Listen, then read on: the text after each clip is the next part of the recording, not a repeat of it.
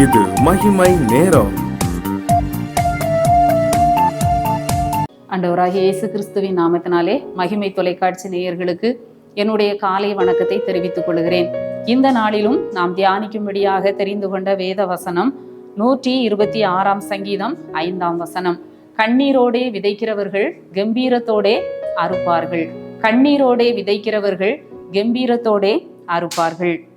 மனிதனுடைய வாழ்க்கையிலே அநேக வேளைகளிலே நமக்கு கண்ணீர் வருகிறது.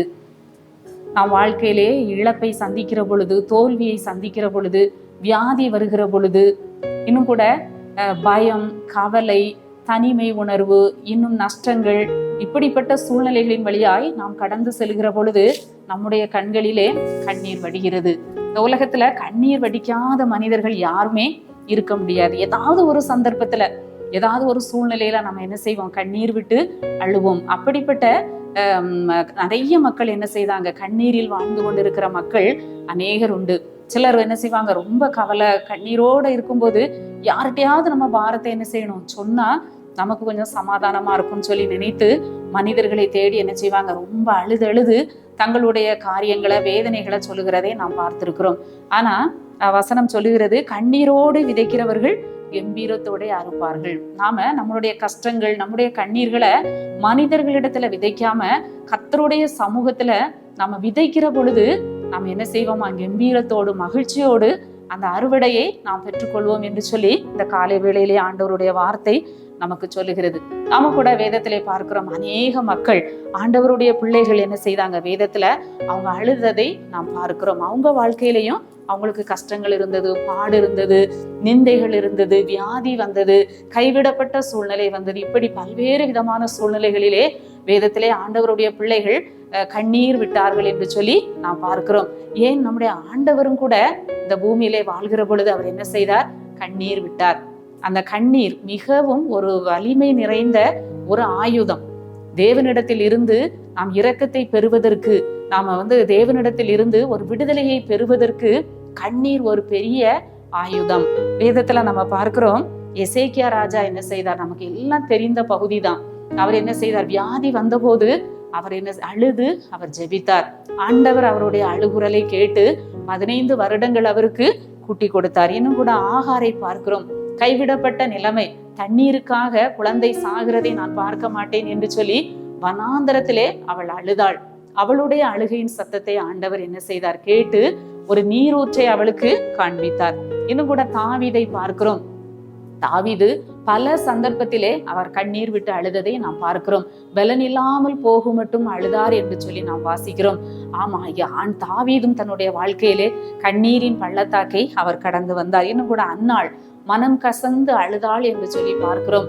குழந்தை இல்லாத ஒரு நிந்தை, தேவ சமூகத்திலே போய் அவள் என்ன செய்கிறாள்? மனம் கசந்து அவள் கண்ணீர் விட்டு அழுதாள் பார்க்கிறோம். இன்னும் புதிய பாட்டிலே மரியாள் அழுகிறதை நாம் பார்க்கிறோம், கண்ணீர் விட்டதை நாம் பார்க்கிறோம். இன்னும் அந்த நாயின் ஒரு விதவை அழுததை நாம் பார்க்கிறோம். இப்படி அநேகர் என்ன செய்திருக்கிறார்கள்? வேதத்திலே நாம் அழுததை நாம் பார்க்கிறோம். ஒவ்வொருவருடைய கண்ணீரையும் ஆண்டவர் என்ன செய்தார்? துடைத்தார். ஆண்டவர் கண்ணீரை துடைக்கிற தேவன். நம்முடைய தேவன் நம் கண்ணீரை துடைக்கிற தேவன். மனிதர்களிடத்துல நம்ம கண்ணீர் வடிக்கலாம். அவங்க சில நேரம் சொல்லுவாங்க, ஐயோ பாவம் சொல்லி ஒரு சில ஆறுதலான வார்த்தைகளை ஒரு சில நேரங்கள்ல அவங்க சொல்லுவாங்க.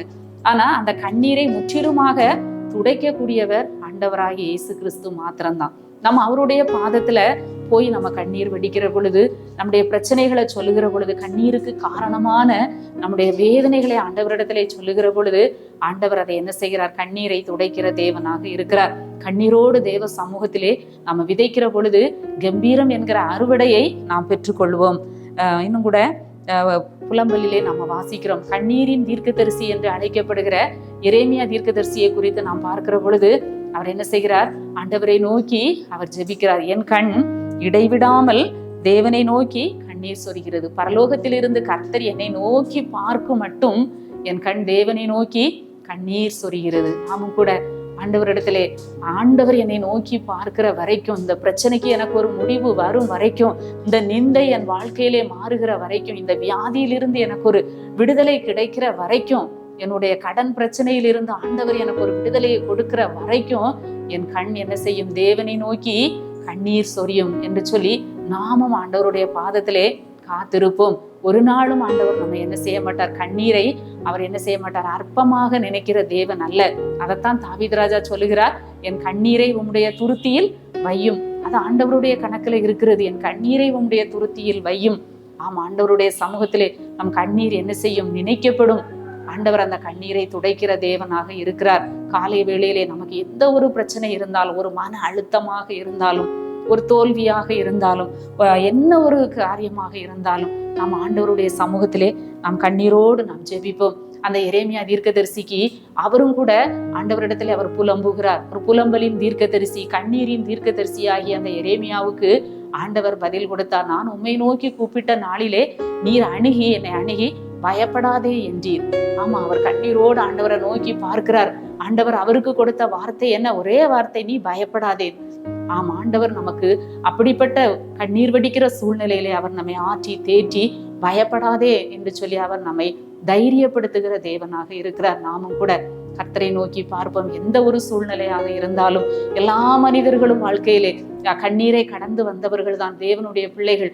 வேதத்திலே உள்ள பாத்திரங்கள் எல்லாரும் ஏதாவது ஒரு சந்தர்ப்பத்திலே, அநேக வேளையிலும் கூட அவர்கள் வாழ்க்கையிலே கண்ணீர் வடித்து அதிலிருந்து அவர்கள் என்ன செய்திருக்கிறார்கள், அந்த கண்ணீரின் பள்ளத்தாக்கை, அந்த அழுகையின் பள்ளத்தாக்கை நீரூற்றாய் மாற்றி அவர்கள் உலகத்திலே அவர்கள் வெற்றி வாழ்க்கை வாழ்ந்திருக்கிறார்கள். நாமும் நம்முடைய காரியங்களை ஆண்டவருடைய சமூகத்திலே கண்ணீரோடு நாம் ஒப்பு கொடுப்போம். எங்களை நேசிக்கிற நல்ல ஆண்டவரே, இந்த அருமையான காலை வேளைக்காக உண்மை துதிக்கிறோம், உண்மை ஸ்தோத்தரிக்கிறோம்.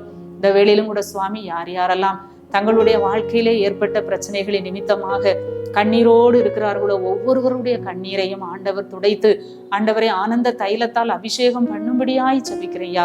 ஒவ்வொருவருடைய காயங்களையும் கர்த்தர் ஆற்றுங்க. ஒவ்வொருவருடைய புலம்பலையும் கர்த்தர் மாற்றி ஆண்டவரை ஆனந்த களிப்பாய் கர்த்தர் மாற்றும்படியாய் ஜெபிக்கிறேன். மீட்பர் இயேசு கிறிஸ்துவின் மூலம் ஜெபம் கேளும் நல்ல பிதாவே, ஆமேன்.